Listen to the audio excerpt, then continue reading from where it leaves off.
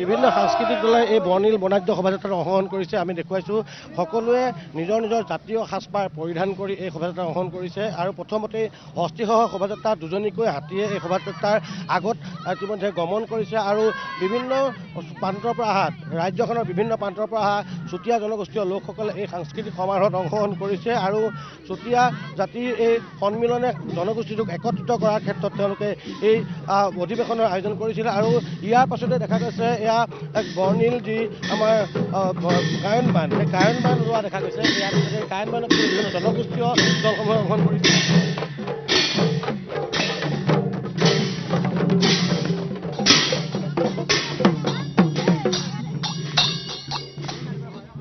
দেউৰী নেপালী বিভিন্ন জনগোষ্ঠীয় এই দলসমূহে অংশগ্ৰহণ কৰিছে। এয়া হৈছে গোৰ্খা সম্প্ৰদায়ৰ লোকসকলে অংশগ্ৰহণ কৰিছে আৰু বিভিন্ন সাংস্কৃতিক দলসমূহে চাহ জনগোষ্ঠীয় দলসমূহে অংশগ্ৰহণ কৰিছে। ইয়াতে ঠেঙাল কছাৰীসকলে অংশগ্ৰহণ কৰিছে।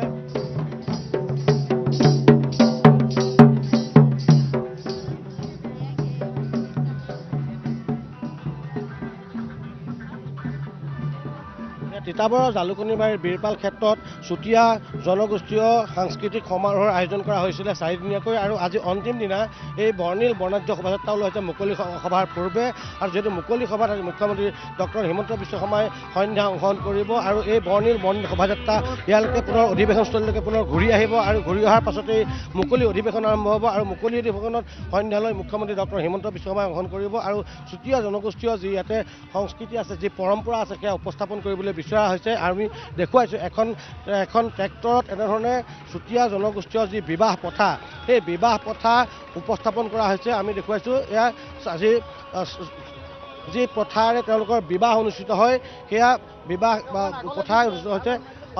ইয়াতে কি দাঙি ধৰা হৈছে উপস্থাপন? আমাৰ আহোমৰ চক্ৰৰ বিয়া পদ্ধতি চকলং বিয়া পদ্ধতি ইয়াতে উপস্থাপন কৰা হৈছে। কিমান গছি বন্তি জ্বলোৱা হয়? 101 গছ।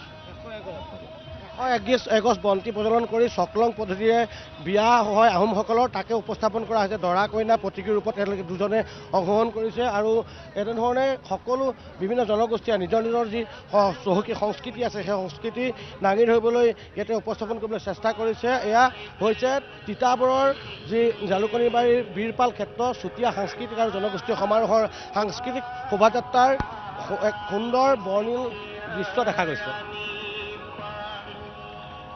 চুতীয়া জনগোষ্ঠীৰ যি সংস্কৃতি উপস্থাপন কৰা হৈছে ইয়াতে আপোনালোকে অংশগ্ৰহণ কৰিছে 4 দিনীয়াকৈ। জনগোষ্ঠীটো একত্ৰিত কৰিবলৈ এই প্ৰয়াস অধিৱেশনত অংশগ্ৰহণ কৰি কেনেকুৱা? অত্যন্ত সুন্দৰ হৈছে, যিহেতু তেওঁলোকে গোটেই হেৰিখিনিক আমাৰ ইয়াত যিমানখিনি বিবাহ প্ৰথাটো আমাৰ যিটো আহোমৰ যিটো বিবাহ প্ৰথা সেইটো ইয়াত দেখুওৱা হৈছে। যিহেতু জাতি জনগোষ্ঠী এককৰণ কৰিবৰ কাৰণে এই 12ৰহণীয়া সাংস্কৃতিক যাত্ৰাটো আৰম্ভ কৰিছে, সাংস্কৃতিক শোভাযাত্ৰা আৰম্ভ কৰা হৈছে। সেইকাৰণে আমিও আমাৰ নিজৰ যিটো পৰম্পৰাগত চকলং পদ্ধতি সেইটোকে আমি ইয়াত উপস্থাপন কৰিছোঁ। হয়, পৰম্পৰা সংস্কৃতি সকলো উপস্থাপন কৰা হৈছে আৰু এনেধৰণে এতিয়া বীৰপাল ক্ষেত্ৰৰ পৰা বৰ্ণিল শোভাযাত্ৰা ওলাইছে আৰু কিছু সময় পাছত ইয়ালৈ ঘূৰি আহিব আৰু মুকলি সভা অনুষ্ঠিত হ'ব।